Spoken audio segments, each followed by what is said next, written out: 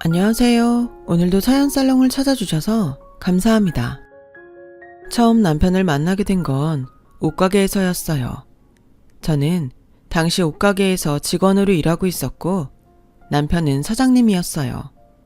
당시 저희 가게는 남성복들을 주로 판매하는 매장이었는데 저는 그간 의류 아르바이트 경험이 많아 손님들에게 옷을 판매하고 매장을 관리하는 데 익숙했습니다.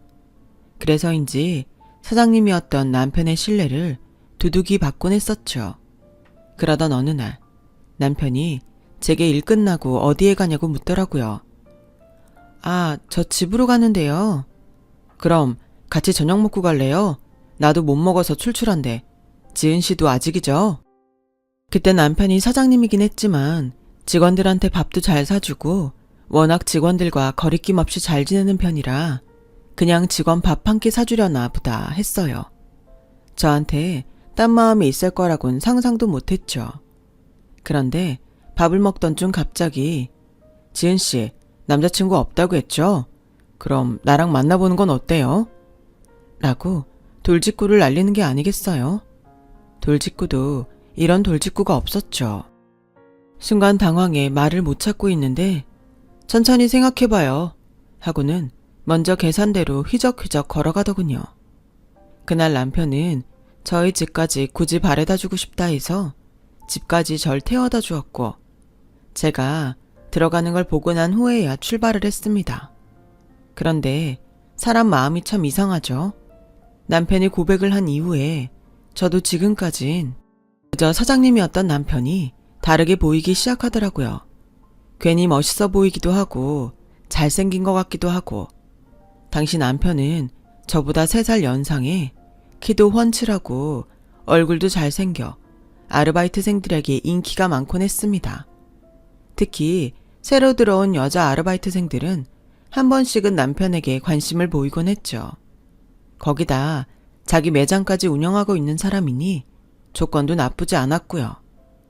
그렇게 저는 남편에게 차차 호감을 보이다 연애에 돌입했고 1년이라는 짧다면 짧은 시간, 길다면 긴 시간에 걸쳐 서로 매일같이 만나다 결혼이라는 도착지에 이르렀습니다.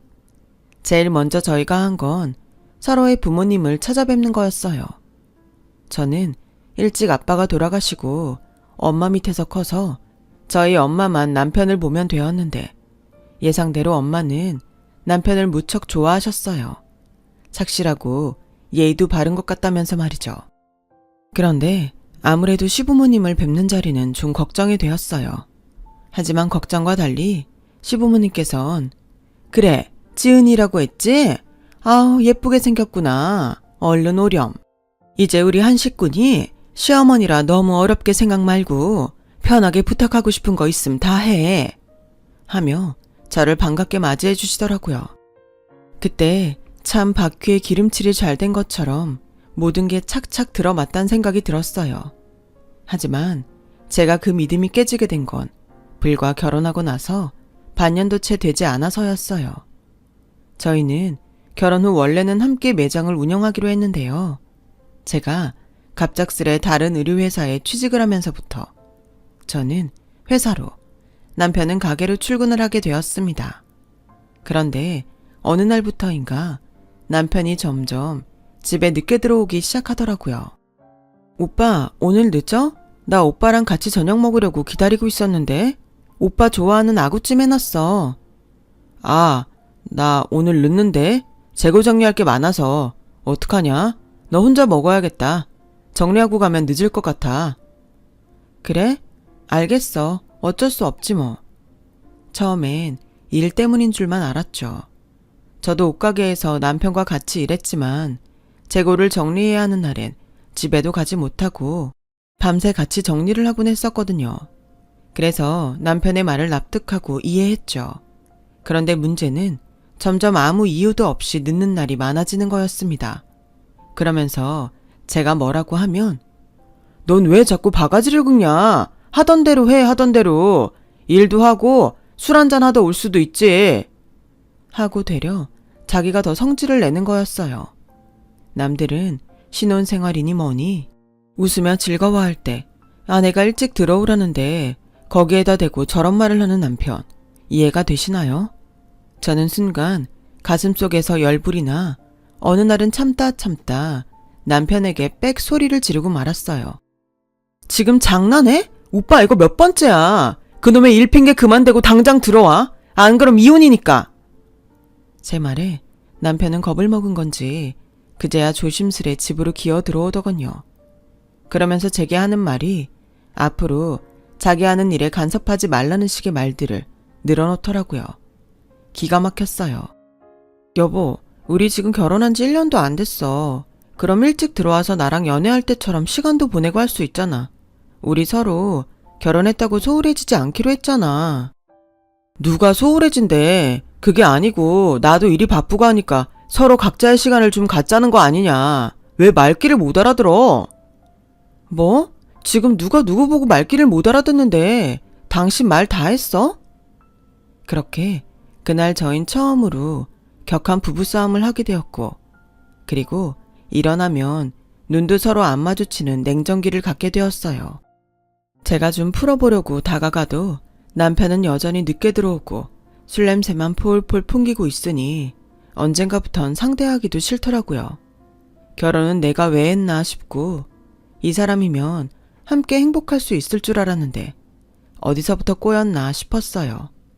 정말 별의 별 생각이 다 들었던 것 같아요. 그렇게 저는 신혼 1년차 하루하루를 눈물로 보내게 되었어요. 하지만 가뜩이나 힘든데 여기에 더 저를 힘들게 했던 사람이 바로 저희 시어머니였어요.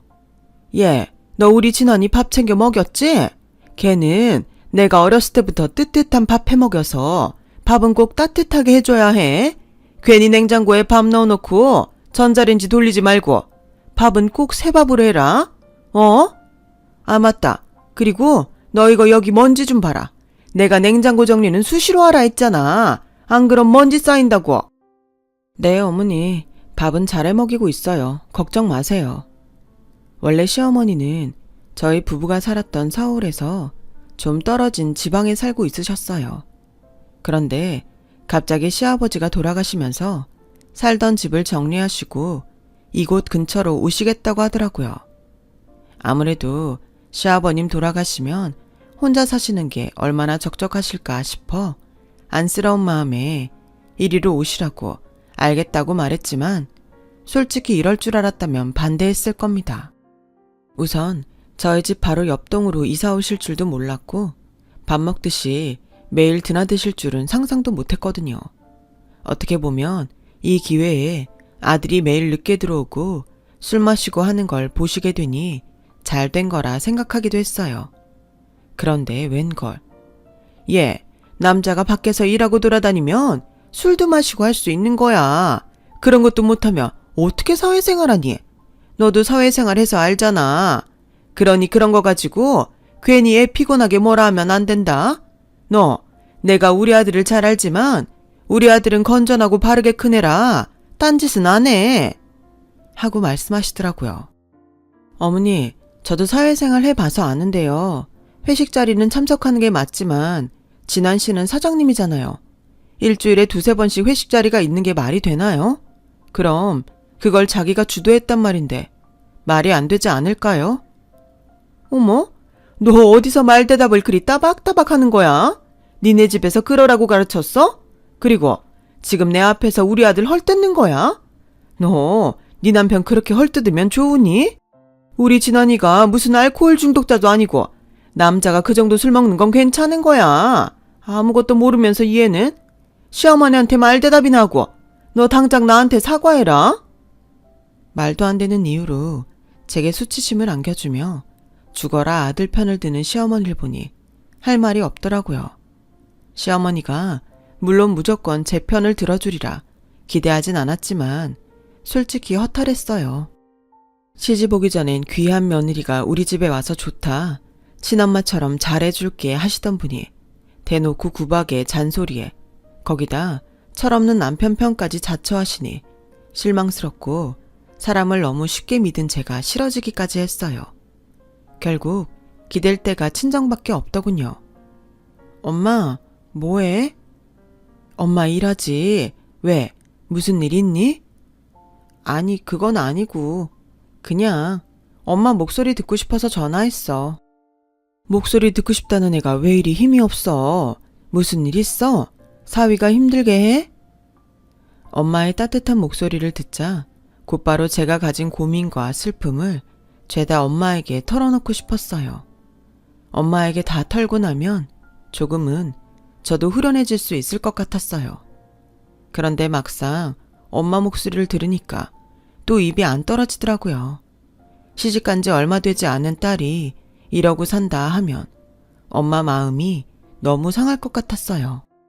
그래서 그냥 아무 일 없다 하곤 서둘러 전화를 끊고선 혼자 엉엉 베개에 얼굴을 묻고 울었습니다.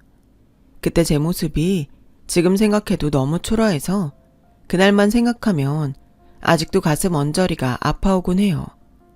그렇게 남편은 점점 집에 들어오지 않고 그러던 어느 날 일이 터져버렸어요. 어쩌면 예상했어야 할 일일지도 모르겠어요. 어느 날 남편이 술에 취해 들어와 잠꼬대를 하는데 어떤 여자의 이름이 들리더라고요. 민정아, 민정아. 남편은 잠꼬대를 하면서도 실실 웃었고 그러면서도 계속해서 그 여자 이름을 중얼거렸어요. 순간 기분이 쎄하더라고요. 저는 곧바로 평소 안 하던 짓을 했어요. 남편의 휴대폰을 찾아 뒤진 거였죠.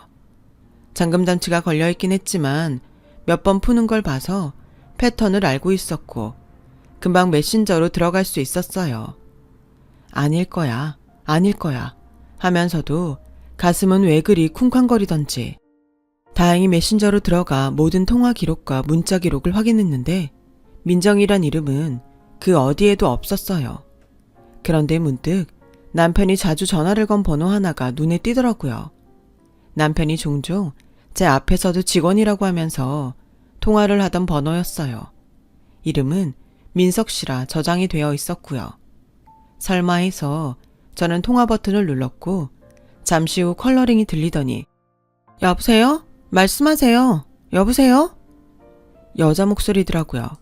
이 때려 죽일 놈. 이놈이 기어이 일을 저지른 거예요. 저는 전화를 끊을까 말까 잠시 망설이다 화를 꾹 참고 입술을 뗐습니다. 저 장진환 씨 아내 되는 사람인데요. 아, 네. 그런데요? 이 여잔 심지어 뻔뻔하기까지 했습니다. 제가 아내라고 하는데도 놀란 기색 하나 없더라고요. 지금쯤이면 왜 자기한테 전화를 한 건지 상황 파악을 해야 하는데 말이죠. 저는 일단 전화를 끊고 남편을 깨워 추궁하기 시작했어요. 당신 민정이란 애랑 바람 펴?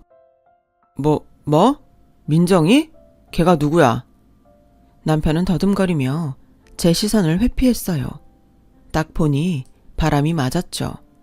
순간 맥이 탁 풀리면서 피가 차게 식더군요. 그제야 남편이 저 매장 오지 못하게 했던 것부터 시작해서 제 앞에서 이 여자랑 통화하면서 웃었던 것들이 하나 둘씩 떠올랐어요. 전 그대로 남편을 벽에 세워두고 가슴을 퍽퍽 치며 네가 인간이냐고 어떻게 그럴 수 있냐 소리를 쳤습니다. 남편도 그땐 상황의 심각성을 느꼈는지 아니라고 발뺌하다가 나중엔 결국 무릎을 꿇더군요. 한 번만 봐달라고 다음부터 이런 일 없을 거라고요. 내가 그 말을 어떻게 믿어? 정말이야 지은아. 정말 맹세할게. 내가 우리 엄마 이름 걸고 내 이름 걸고 맹세할게. 나 진짜 바람 안 필 거야. 전 남편을 도저히 믿을 수 없었어요. 이미 남편은 신혼 초 때부터 저에게 신뢰를 잃은 터였고 저와 남편 사이엔 사랑도 하다못해 정도 남아있지 않았어요. 그냥 애 들어서기 전에 얼른 이혼하는 게 답이란 생각이 들더군요. 그래서 저는 친정엄마에게 어렵게 이 일을 알렸고 시어머니에게도 이혼하겠다는 의사를 밝혔습니다. 하지만 남편은 끈질기게도 계속해서 제가 당시 머물고 있던 친정집을 찾아와 저를 설득했어요. 지은아, 우리 너무 감정적으로 이러지 말자. 이성적으로 생각해보자고. 응? 이성적? 지금 내가 이성적이게 생겼니? 너 때문에 졸지에 이혼녀 되게 생겼는데? 아니다. 널 믿고 결혼한 내가 바보지. 내가 멍청하지. 남편은 제가 펄펄 뛰며 화를 내는데도 꼼짝 않고 사흘 내내 저희 집 앞에서 얼쩡거렸어요. 나중에 저희 친정엄마가 물이 가득 담긴 양동이를 들고 오자 그제야 무서워서 후다닥 자기 차로 뛰어갔지만요. 남편의 우스꽝스런 뒷모습을 보니 제가 정말 뭐 믿고 저 인간과 결혼한 건지 과거의 저를 찾아가 물어보고 싶더라고요. 당시 엄마는 제 마음이 어떤지 누구보다 잘 알기에 저를 많이 위로해 주었어요. 요즘 세상에 이혼 별거 아니야. 지은아, 너만 괜찮으면 돼. 너만 아무렇지 않으면 되는 거야. 엄마의 말을 듣다 보면 정말로 세상 일이 아무렇지 않게 느껴지고 이 상황마저 조금은 낙관하게 되더라고요. 하지만 그렇게 모든 게 마무리되나 했는데 하나가 제 발목을 잡고 말았어요. 정말 생각지도 못한 상황이었죠. 엄마가 차려준 밥을 먹다가 갑자기 속이 미식거려 화장실로 뛰어갔다가 구토를 했는데 생각해보니 주기가 넘은지도 한참 되었단 생각이 번쩍 들면서 미심쩍더라고요. 설마 하는 마음에 떨리는 손으로 테스트기를 사보았는데 설마가 사람을 잡더군요. 엄마, 나 어떡해. 비명처럼 내지른 그 말에 저희 엄마도 당황하긴 마찬가지였습니다. 엄마는 며칠 밤을 엉엉 우셨어요. 우리 딸 불쌍해서 어쩌면 좋냐고 하면서요. 저 역시 며칠 밤을 꼬박 새며 고민하고 또 고민했어요. 그리고 결론부터 말씀드리면 저는 남편에게로 돌아갔어요. 죽어도 돌아오기 싫었지만 그렇다고 애를 지우자니 그건 못하겠어서 여기 온 거야. 당신 마지막으로 기회 주는 셈 치는 거니 앞으로 잘해. 그리고 남편은 싱글벙글 웃으며 연신 고개를 끄덕였어요. 시어머니도 제가 돌아왔다는 소식을 듣자 곧바로 집으로 오셔선 전과 달리 제 눈치를 조금 보시더라고요. 솔직히 남편이 다시 바람피진 않을까? 걱정하지 않은 건 아니었지만 설마 이놈도 사람이라면 이젠 안 그러겠지 하며 그 시간을 버텼던 것 같아요. 아무래도 임신을 했다 보니 몸도 무겁고 여러모로 많이 예민해졌는데요. 처음엔 남편이 이런 제 비위를 잘도 맞춰주었어요. 여보, 오늘 뭐 먹고 싶어? 당신 먹고 싶은 거 다 말해봐. 여보, 내가 딸기 사왔는데 당신 전에 이거 먹고 싶다 했잖아. 자, 입 벌려봐. 그간의 일을 만회하고 싶었던 건지 그래도 태어날 핏줄이 자기 핏줄이라 정신이 든 건지 이유가 뭐가 됐든 어쨌든 저는 남편의 그런 모습이 싫지 않았어요. 마음이 열린 건 아니었지만 남편이 옛날 연애적처럼 저에게 살갑게 구니 내심 봉변 당할 일은 없어 다행이라고 생각했어요. 그렇게 10달을 품에 안다 무사히 아이를 낳게 되었고 저도 귀중한 내 아이를 품에 안게 되었어요. 아이를 낳게 되자 출산 때의 고통은 온데간데 사라지고 이런 어여쁜 아이를 잘 돌봐야겠다, 잘 키워야겠다는 생각이 강하게 들더라고요. 다름 아닌 그 누구의 아이도 아닌 내 아이니까요.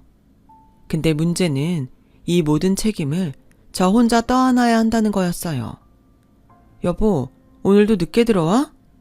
말했잖아, 출장 간다고. 넌 알면서 뭘 꼬치꼬치 캐묻고 그러냐? 그럼 우리는 주말에 잠깐 나들이 가기로 했잖아. 뭔 놈의 나들이야. 야, 애도 밖에 자꾸 다니면 추워. 그냥 집에 있어. 애를 낳자 남편은 출장을 잡고 수시로 외박을 하며 밖으로 돌기 시작했어요. 제가 애 좀 봐달라 사정해도 일 바쁘다며 돈 버는 남편 귀찮게 굴지 말라는 식으로 말하더군요. 거기다 독박 육아에 지쳐 힘들어하자 이런 절 보고 시어머니가 하시는 말이 과간이었어요. 얘, 원래 애는 여자가 돌보는 거야. 그걸 왜 내 아들에게 다 넘기려 하니? 옛날엔 아들 셋넷을 줄줄이 낳아도 너처럼 불만 하나 없이 다 잘 돌보고 키웠어. 넌 어째 매사에 불만이 그리 많은 거냐? 그리고 애도 혼자 못 돌보면 그게 여자니? 어머니, 그게 아니고요. 제가 애기 보고 있으면 청소기 몇 번만 돌려줘도 고마울 텐데 이 사람은 정말 손 하나 꿈쩍 안 해요. 심지어 자기 애인데도 놀아주기는커녕 얼굴 몇 번 보고 그냥 들어가 버린다고요. 관심이 아예 없어요. 어차피 애는 커야 지 아빠 알아보게 되어 있어. 이런 갓난쟁이 땐 누가 아빠인지도 모른다고. 너 내 아들 바쁜 거 뻔히 아는데 괜히 가서 애 봐달라 어째달라 하면서 귀찮게 하지 말아라. 내가 분명히 말했다. 정 힘들면 사돈 보고 도와달라 하든가. 시어머니는 저희 어머니 보고 도와달라 하라고 하시더라고요. 저희 어머니 당시 허리 수술하고 아파서 몸져 누워 있었는데 말입니다. 시어머니도 그걸 모르는 게 아니었어요. 근데도 저에게 저리 말씀하시더군요. 그래도 어쩌겠어요. 낳아놓은 이상 길러야 하니 제가 다 먹이고 씻기고 입히고 재우는 것까지 모든 걸 혼자 하며 몇 년을 길렀어요. 너무 서럽고 속상할 때도 있었지만 그럴 때면 아이가 절 보며 엄마라고 하는 말 한마디를 들으며 그걸 위로 삼아 꾸역꾸역 넘기곤 했죠. 그러던 어느 날 기가 막힌 일을 겪게 되었는데요. 아직도 또렷이 기억해요. 이날은 남편이 짐승으로 변하기 시작한 날이었죠. 아침부터 남편과 한바탕 싸움을 한 날이었는데요. 발단은 이거였어요. 제가 잠시 마트에 갈 일이 있어서 남편에게 아기를 맡기고 중간에 기저귀 좀 갈아달라고 몇 번을 말했는데 그걸 2시간이 넘도록 갈아주지 않은 거예요. 갔다 와보니 아기는 응가를 해 난리가 났는데 남편은 태평하게 코를 골며 자고 있더라고요. 아기를 두고 어떻게 그럴 수 있는지 너무 화가 나 남편을 깨워 그간 서름을 다 쏟아내게 되었습니다. 당신 정말 제정신이야? 내가 그동안 참으니까 진짜 이제는 막 나가기로 한 거야? 아니, 피곤하면 잘 수도 있지. 뭐 이딴 걸로 바가지를 긁어. 이것만 말하는 게 아니잖아. 당신 육아 도와준 적 한 번이라도 있어? 매일 술이 떡이 되어 들어오고 출장 간다 하며 애는 한 번도 안 보고. 야, 너 우리 엄마 말 못 들었어? 원래 육아는 여자가 하는 거야. 그리고 넌 남편이 돈 벌어다 주면 감사한 줄 알아야지. 집에서 애나 보고 하는 것도 없는데 그럼 그것도 못해? 남편도 시어머니와 같은 말을 하더군요. 하도 기가 막혀 몇 마디 더 대꾸를 했더니 여기서 남편은 괘씸하다면서 손을 들었어요. 그런데 순간 남편이 그렇게 나오니 저도 흠칫 놀라게 되더군요. 그러면서 아이가 혹시 이걸 봤을까 싶어 아이를 살폈습니다. 남편은 그 와중에도 그런 절 보며 그래 네가 애 엄마인가 보다 하고 비웃었고 순간 수치심이 확 올라왔어요. 남편은 끝까지 절 비웃다 밖으로 나갔어요. 전 제가 무슨 일을 당한 건지 어안이 벙벙해 한참을 아무 말 못하고 엎어져 있었습니다. 한참을 우는데 아이를 보니 아무것도 모른 채 눈을 말똥말똥 뜨고 쳐다보는데 아이의 그 눈에 가슴이 더 사무쳐 그만 더 울음을 쏟아내고 말았죠. 그날이 시작이었어요. 남편은 이걸로 그치지 않았어요. 한번 손을 대면 그 다음 2-3번은 쉽다고 하죠. 제 남편이 그랬어요. 어느 날부터인가 제가 조금이라도 자기 마음에 안 드는 말을 하거나 보기 싫은 꼴을 보인다 싶으면 야, 조용히 안 하냐? 그 입 다물라고 하면서 저를 위협하더군요. 그 모습이 꼭 짐승 같았어요. 아이는 그럴 남편을 무서워해 남편이 가까이만 가도 집이 떠나갈세라 울어댔고요. 그런데도 남편은 정신을 차리지 못했어요. 여기서 제가 너무 답답하고 바보 같았던 건 남편에게 그런 일을 당하고 있을 때 그 누구에게도 말을 하지 못했다는 거예요. 하다못해 엄마에게도 말하지 못하고 꼬박 반년을 그렇게 송장처럼 숨죽여 살았다는 거예요. 야, 너 입 밖으로 말만 꺼내봐. 가만 안 둘 줄 알아? 어디서 바락바락 나한테 말 대답을 해. 너도 참 대단하다. 또 남편한테 대들 생각을 하냐? 남편은 어쩐지 날이 가면 갈수록 사람이 흉악스러워졌어요. 예전에야 그냥 바람피는 논팽이였다면 나이가 드니 이건 그냥 깡패가 따로 없었어요. 남편 때문에 집 분위기는 공포 그 자체였고 어느덧 제 안에선 살고 싶지 않단 생각이 스물스물 기어 올라왔어요. 언제는 아기를 안고 재우는데도 극단적인 생각이 드는데 제가 절 제어하지 못할까봐 두려워지더라고요. 그러던 어느 날이었습니다. 제가 드디어 남편을 피해 집으로 도망 나오게 된 사건이 일어났는데요. 그날은 하필 시어머니까지 다 있는 명절날이었어요. 시어머니는 아침부터 제게 얘, 전 좀 제대로 붙여라. 넌 대체 살림을 어떻게 한 거니? 이거 하나 못해? 하며 들볶았고 남편은 태평하게 거실 소파에 앉아 TV를 보고 있었어요. 아기도 돌보는 둥 마는 둥 하면서요. 그런 남편을 보니 속에서 울분이 터져 나왔지만 겨우 사귀고 있었어요.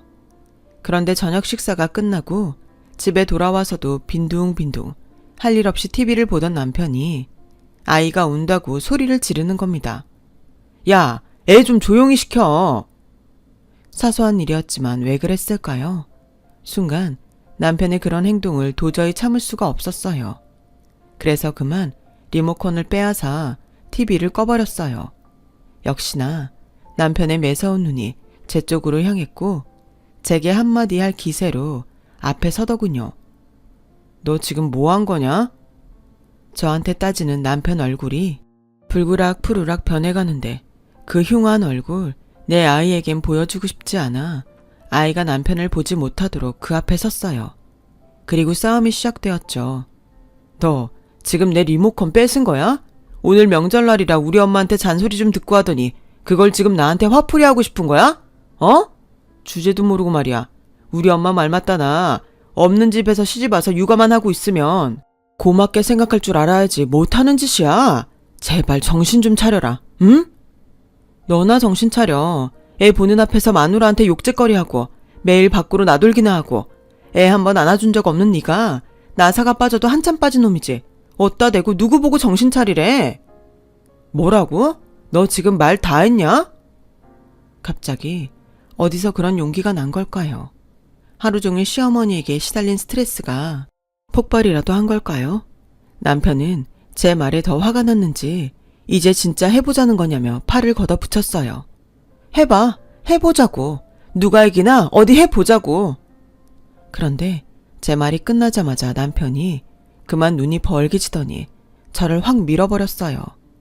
저는 중심을 잡지 못하고 그만 뒤로 밀려났고요. 그런데 문제는 제 뒤에 아이가 있었던 거죠. 그 바람에 아이 머리가 뒤로 넘어가면서 책장 모서리 쪽에 부딪혀버렸어요. 안 돼, 은미야! 저는 은미의 이름을 불부짖으며 119를 불렀고 남편도 이땐 당황했는지 욕설을 내뱉으며 이게 다 저 때문이라고 고래고래 소리를 지르더군요. 그리고 저는 그날 아이를 태운 구급차에서 결심했어요. 어떻게든 남편과 이혼하겠다고요. 제가 여기 더 있다간 우리 아이마저 위태로울 수 있다는 생각이 드니 그제야 정신이 번쩍 났어요. 그래서 아이를 치료한 후 며칠 집에 있다가 남편이 자는 사이 짐을 싸 친정으로 오게 되었어요. 이 과정도 얼마나 힘이 들었는지 남편이 혹여나 깰까봐 문까지 조심스레 닫으며 아이를 품에 안고 택시에 올라탄 거였어요. 그리고 친정집 문을 연 순간 그간 참아왔던 울음이 터지고 말았어요. 엄마, 나왔어. 아니, 너 왜 이리 살이 빠진 거야? 어? 엄마는 살이 홀쭉해져 뼈만 앙상해진 절 보고 놀라셨고 전 엄마의 품에서 이제야 그간 있었던 일을 이야기하며 엉엉 울었어요. 엄마도 남편이 그간 벌인 짓에 경황을 금치 못하며 내 딸 어떡하냐고 땅을 치셨지만 우리 둘 다 남편이 무서워서 말할 엄두도 내지 못했어요. 그나마 다행이었던 건 당시 엄마가 수술을 하고 요양 차원에서 한적한 곳에 가고 싶다 해서 지방으로 이사를 한 터라 남편이 주소는 모르고 있었다는 거예요. 그러던 어느 날이었어요. 갑자기 자정이 넘어갈 시간에 전화벨이 정신없이 울려대더군요. 번호가 익숙했는데 들여다보니 시어머니더라고요. 받을까 말까 하다가 혹시 몰라 받았는데 혀가 잔뜩 꼬여 술을 몇 잔 하신 목소리로 갖은 말을 늘어놓더군요. 얘, 너 나가서 살 거니? 네가 뭔 능력이 있어서 나가 살아? 너 지금까지 우리 아들이 주는 돈으로 편하게 살았잖아. 너 내 말 잘 들어라. 집 나가 살면 너랑 네 딸만 고생이야. 너는 그렇다 치고 네 애까지 고생시킬래? 그래, 어디 죽도록 고생하고 싶음 해봐라. 나중에 받아달라고 빌어도 안 받아줄 거니까. 아주 이게 은혜도 모르고 거지 집안 받아줬으면 고마운 줄 알아야지. 목소리가 듣기 싫어 저도 모르게 다 듣지 않고 전화기를 끊어버렸죠. 끊고 나서도 한참 동안 손이 떨리고 가슴이 진정되지 않더라고요. 전화벨 소리에 잠이 깬 엄마가 제 얼굴은 확인하시곤 누구한테 전화 온 거냐 물었지만 대답도 하지 못한 채 저는 그대로 침실로 들어갔어요. 침대에 한켠 곤히 잠든 아이를 바라보며 결심했습니다. 섹시코들 보란듯이 잘 살겠다고요. 다음에 다시 엄마와 함께 남편을 찾아갔고 겨우 이혼 서류에 도장을 찍었어요. 그래, 어디 한번 잘 살아봐라. 네가 잘 살면 내 손에 장을 지진다. 남편은 저희 엄마 앞에서도 끝까지 저를 비아냥거렸어요. 다행이라면 남편이 굳이 애를 데려가려 하지 않은 거였죠. 원래부터 부성애라곤 없는 인간이었으니까요. 그렇게 남편과 끝을 내고 저는 다짐이고 뭐고 살아나가기 바빴던 것 같아요. 일단 저희 엄마도 경제적 능력이 없으신 상태였고 저는 아이 엄마이니 뭐든 해야 했죠. 그래서 제가 할 수 있는 일을 찾기 시작했어요. 경력이 끊긴 지 오래라 할 수 있는 일은 많지 않았지만 다행히 옷가게에서 일했던 아르바이트 경험이 있어 동대문 옷가게에 취직할 수 있었는데요. 먹고 살기 위해 정말 부단히도 열심히 노력한 것 같습니다. 서비스 정신은 기본이고 가게를 운영하는 사장님의 눈에 들기 위해 성실하게 한 명 한 명 손님을 응대해드린 것 같아요. 어서 오세요. 사이즈 M으로 드릴까요?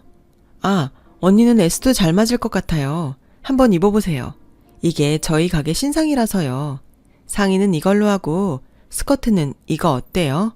이렇게 세트로 잘 나가거든요. 아, 그러네요. 이쁜데요. 한번 입어볼게요. 그런데 영업을 하면서 알게 된 건 제가 꽤나 소질이 있다는 거였어요. 사장님도 제가 손님을 잘 끌어들여 이 옷 저 옷 입혀 사게 하니 그런 저의 센스를 높게 사셨습니다. 동대문에선 외국인 손님도 상대했어야 했기 때문에 영어나 일본어도 틈틈이 공부해서 손님들의 요구를 잘 파악하려고 노력했어요. 그렇게 착실히 몇 년 하니 돈이 벌리고 또 모이더라고요. 그 돈으로 집세도 낼 수 있었고 엄마 병원비에 우리 아이 식비도 다 대줄 수 있었어요. 말 그대로 가장의 삶이었지만 그래도 전에 짐승만도 못한 삶을 살아왔기 때문에 전 돈을 벌 수 있다는 것 자체가 행복하더라고요. 그러던 어느 날 사장님이 뜻밖의 권유를 하셨어요. 내가 사실 명동에 옷가게 하나 낼 건데 거기 지은 씨가 책임지고 해주면 안 될까? 제가요? 월급은 당연히 지금보다 더 쳐줄 거고 잘 되면 지은 씨가 나중에 해도 되지 뭐. 가볍게 하신 듯한 말씀이었지만 저는 솔깃했어요. 이게 기회이고 놓치지 말아야겠다는 생각이 들더군요. 그래서 일단 명동으로 출근을 하게 되었고 매출을 늘리기 위해 꾸준히 노력하게 되었죠. 그 노력이 먹힐 때도 있고 먹히지 않을 때도 있었지만 어찌됐든 저는 하루하루의 삶에 최선을 다했어요.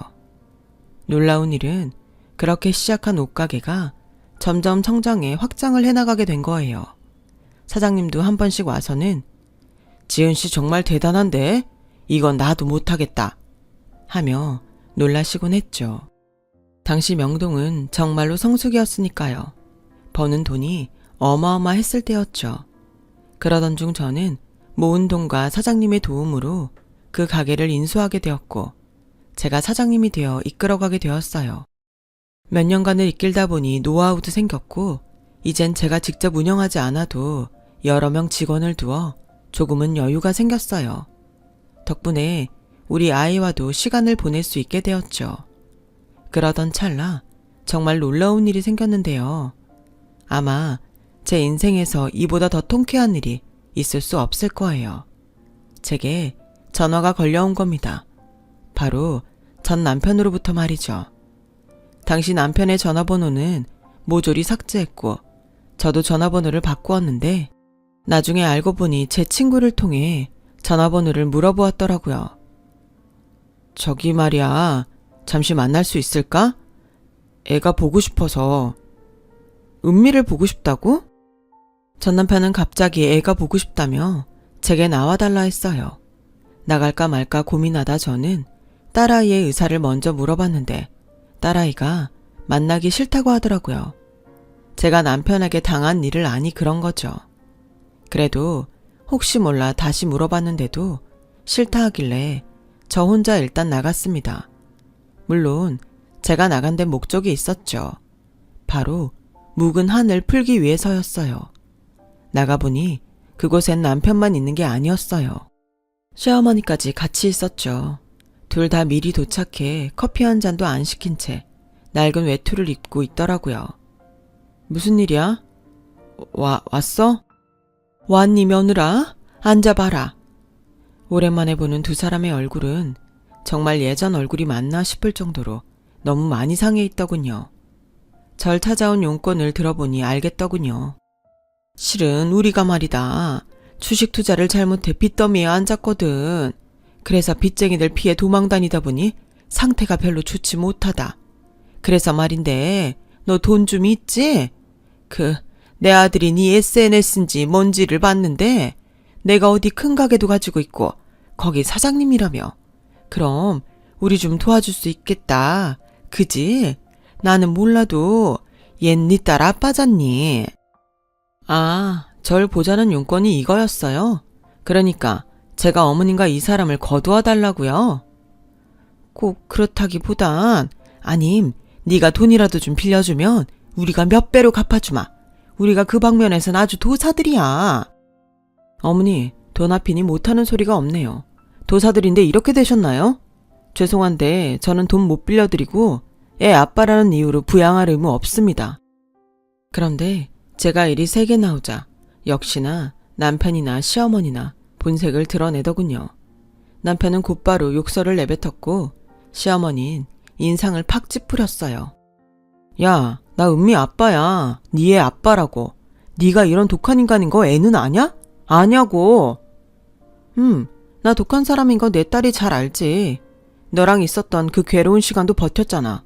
그러니 독하지. 내가 안 독하면 이렇게 살아있겠니? 근데 똑똑히 들어. 나 여기 나온 이유 하나야. 당신 인생 똑같이 수치스럽게 하려고. 나 무시하고 우습게 여기면서 함부로 주먹 휘둘렀지? 그거 다 증거 싹 모아서 소송이든 뭐든 걸어서 당신 더 망하게 할 수도 있어. 그러니까 앞으로 연락도 하지 말고 애도 찾지 마. 한 번만 더 나한테 욕짓거리 했다간 당신 그나마 가진 거 다 뺏길 줄 알아. 저는 그리 말하고 나와버렸습니다. 물이라도 뿌려주려 했는데 이미 바닥으로 치달은 두 사람에겐 그럴 필요도 없겠다 싶더라고요. 시어머니는 그래도 먼 미련이 남았는지 절 따라오려 했지만 그러지도 못하게 제가 먼저 차를 타고 출발해버렸어요. 요즘 저는 시원하게 복수를 해서 그런지 10년 묵은 갈증이 내려간 것처럼 가슴이 시원해요. 사실 떳떳한 삶을 살고 있으면서도 한 번쯤은 길거리에서 우연이라도 그 인간들 얼굴 마주치고 싶었는데 이렇게 직접 전화까지 걸어주니 얼마나 고마운지 몰라요. 어쨌든 저와 저희 딸 힘든 풍파를 견디고 살아온 만큼 앞으로 더 잘 살아가겠습니다. 지금까지 저희 이야기 들어주셔서 감사해요. 저 같은 사람도 잘 버티고 살았답니다. 혹여나 지금 어딘가에서 힘든 시간을 살고 계실 여러분들도 오늘 하루 부디 힘내세요. 여러분, 사연 댓글에 응원과 현명한 조언 부탁드려요. 좋아요와 구독은 저에게 큰 힘이 됩니다. 오늘도 좋은 일 가득하세요.